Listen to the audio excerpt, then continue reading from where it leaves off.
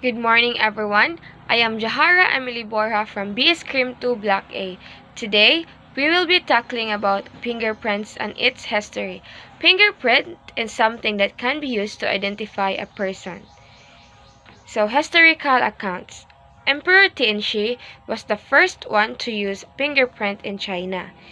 Babylonia was the first to use fingerprints for personal identification, while in China, huachi is the term they use for fingerprint. In Japan, they uses mark of the hand to seal proofs of certificates, where they called it tigata. Nehemiah Grew was the one who described the ridges and pores of the hands and feet, while G. Bedlo was the one who published a treatise describing sweat and pores. Professor Marcelo Malpighi was the grandfather of dactyloscopy, while Johannes Evangelist Purkinje was the father of dactyloscopy. So what is dactyloscopy? Dactyloscopy is the forensic analysis and comparison of fingerprints as a means of identification of individuals. And Wilman Wickler was the one who has this principle of permanency. Coleman is an anthropologist who wrote his book on ridges and pores. Sir William G. Herschel was the father of chiroscopy. So, what is chiroscopy? Chiroscopy is the study of film. Sir Edward Richard Henry was the one who classifies and uses fingerprints. Alphonse Bertillon, known as the one who used system of body measurement. Sir Edward Richard Henry was the father of fingerprints and the first man who successfully applied fingerprints. Mary Kay Holland was the first American instructress in dactyloscopy. Mr. Jones was the first to teach fingerprints in the Philippines and the Philippine Constabulary.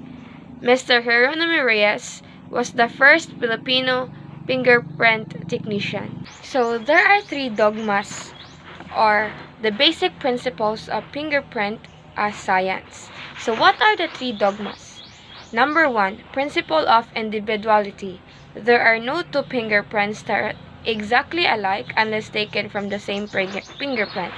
So, bisan magkinaunsa wala gyud pareha nga fingerprint, bisan ang isa ka tawo kanang gikuha siya sa isa ka kamot, except lang kung sa same siya nga finger gikuha, pero bisag mag-twins pa na sila or magkambal pa na sila, dilig na sila pareha og fingerprint, or wala gyud bisan sister or twins pa na identical twins, dilig na sila same og fingerprint, except lang kung magkapareha lang isa ka fingerprint kung gikuha siya sa same fingerprint or sa same finger, gikuha ang kanang fingerprint, gikuha siya sa same finger nga gikuhaan sa isa.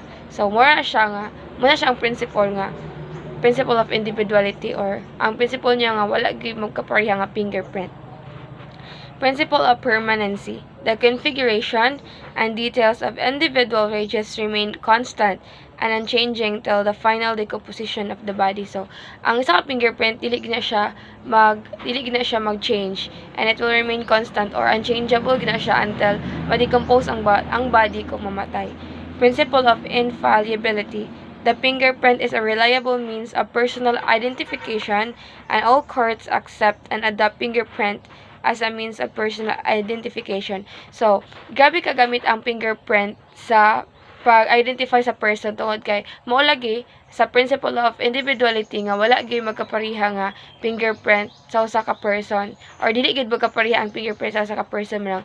Gamit kay siya to identify a person or to identify kung kinsa na siya kintahay lang na ay nawala or kanang na missing a person, and then pinagi sa fingerprint mailan nato kung kinsa ni siya tungod kay wala may magkapareha nga fingerprint sa isa ka individual or sa duha ka sa isa ka tawo. Lahi-lahi gid ang fingerprint ang matag usa ka tawo. So there are two main layers of the skin. So the outer scarf or epidermis and the inner scarf or the dermis. So that would be all. Thank you and God bless.